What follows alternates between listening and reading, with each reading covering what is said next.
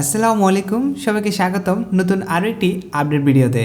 নতুন বছরের নতুন আপডেট, পেনশন কিংবা অবসরপ্রাপ্ত কর্মীদের জন্য রয়েছে সুখবর। হ্যাঁ, নতুন বছর উপলক্ষে পেনশনের হার বৃদ্ধি পেয়েছে। কত পার্সেন্ট বৃদ্ধি পেয়েছে সেটা জানাবো, এবং পরিবারে কারা কারা এই পেনশনের সুবিধাটা নিতে পারবে সেটাও জানতে পারবেন। এবং আরও রয়েছে কত বছর চাকরি করলে আপনি পেনশনের সুবিধাটা পেয়ে যাচ্ছেন। তো বন্ধুরা, একসাথে সব কিছু জানতে চাইলে ভিডিওটি সম্পূর্ণ পরিমাণে দেখতে থাকুন। আর চ্যানেল নতুন দর্শক হয়ে থাকলে চ্যানেলটি সাবস্ক্রাইব করে পাশে থাকা বেল বাটনটি অল করে দিন। তো বন্ধুরা, শুরুতে আপনারা দেখতে পাচ্ছেন পেনশন হার বৃদ্ধি নতুন টেবিল। পূর্বের বিধান অনুযায়ী পেনশনের হার সর্বশেষ আহরিত বেতনের 80% থাকলেও এখন তা বাড়িয়ে 90% করা হয়েছে। এছাড়া পেনশনের চাকরিকাল 10 থেকে 25 বছর পরিবর্তিত 5 থেকে 25 বছর করা হয়েছে। নতুন নির্ধারিত টেবিল অনুযায়ী 5 বছর চাকরিকালের জন্য পেনশনের হার 21%, 10 বছর চাকরিকালের জন্য 35% এবং 25 বছর চাকরিকালের জন্য সর্বোচ্চ 90% হারে পেনশন প্রদান করা হবে। রয়েছে সর্বনিম্ন পেনশন ও অতিরিক্ত বৃদ্ধি। অবসরপ্রাপ্তদের আর্থিক সুরক্ষা নিশ্চিত করতে মাসিক সর্বনিম্ন পেনশন পরিমাণ 3000 টাকা নির্ধারণ করা হয়েছে। পাশাপাশি বয়সভেদের পেনশন বৃদ্ধি হারও পুনর্নির্ধারণ করা হয়েছে, যেমন 65 বছর কম বয়সীর জন্য 40% বৃদ্ধি এবং 65 থেকে তার বেশি বয়সীদের জন্য রয়েছে 50%। আনুতোষিক ও আর্থিক সহযোগিতা। পেনশনযোগ্য চাকরিকাল 5 বছরে নামিয়ে আনায় আনুতোষ হারেরও পরিবর্তন এসেছে। 5 থেকে 10 বছরের কম চাকরিকালের ক্ষেত্রে প্রতি 1 টাকা বিপরীতে 265 টাকা হারে আনুতোষিক পাওয়া যাবে।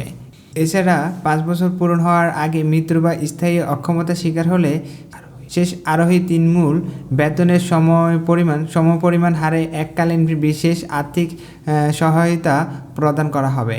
পারিবারিক পেনশন শর্ত শিথিল। বিধবা স্ত্রীর ক্ষেত্রে পেনশন শর্ত সহজ করা হয়েছে।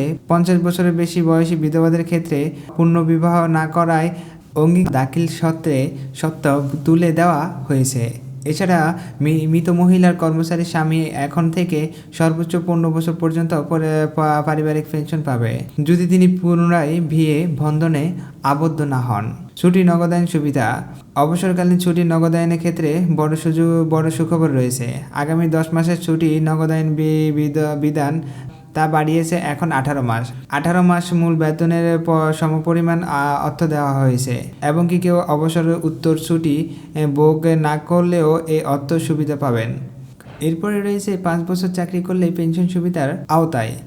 হ্যাঁ, বাংলাদেশ সরকারি কর্মচারীদের জন্য 5 বছর সরকারি চাকরি করলে পেনশন সুবিধা বিধান রয়েছে, তবে এটি সবার জন্য সাধারণ কোনো অবসর সুবিধা নয়। এর পিছনে রয়েছে সুনির্দিষ্ট কিছু শর্ত কাজ করে। কখন 5 বছরের পেনশন পাওয়া যাবে? সাধারণ সরকারি চাকরিতে স্বেচ্ছায় অবসরে যাওয়ার জন্য ন্যূনতম 25 বছর চাকরির প্রয়োজন হয়, কিন্তু একজন কর্মচারীর মাত্র 5 বছর চাকরি শেষেই পেনশনের আওতায় আসবেন যদি এক মৃত্যু হলে। চাকরিত অবস্থায় 5 বছর পূরণ হওয়ার পর কর্মচারী মৃত্যু হলে তার পরিবার পারিবারিক পেনশন পাবে। 2. অক্ষমতা। কোনো কর্মচারী শারীরিক বা মানসিক স্থায়ীভাবে অক্ষম হয়ে পড়লে এবং মেডিকেল বোর্ড কর্তৃক তা প্রত্যাহিত হলে। 3. পদবিলুপ্তি। স্থানীয় পদ বিলুপ্তির কারণে যদি তাকে ছাঁটাই করা হয় এবং তাকে অন্য কোনো পদে নিয়োগ দেওয়া সম্ভব না হয়। 5 থেকে 10 বছর চাকরির ক্ষেত্রে পেনশন হিসাব। 5 বছর চাকরিকাল সম্পূর্ণ হলে সর্বশেষ আরোহী মূল বেতনের 21% পাবে। 10 বছর চাকরিকাল সম্পূর্ণ হলে সর্বশেষ আরোহী মূল বেতনের 35% পাবে। উল্লেখযোগ্য যে 25 বছর চাকরি পূর্ণ করলে সর্বোচ্চ 90% হারে পেনশন পাবে। 5 বছরের কম চাকরি করলে কি হবে? যদি চাকরির মেয়াদ 5 বছর পূরণ হওয়ার আগে কেউ মৃত্যুবরণ করেন, স্থায়ীভাবে অক্ষম হন, তবে তিনি মাসিক পেনশন পাবেন না। সেক্ষেত্রে তিনি কেবল বিশেষ আর্থিক সহায়তা এককালীন অর্থ পাবেন, যা শেষ আরোহী তিনটি মূল বেতনের সমপরিমাণ।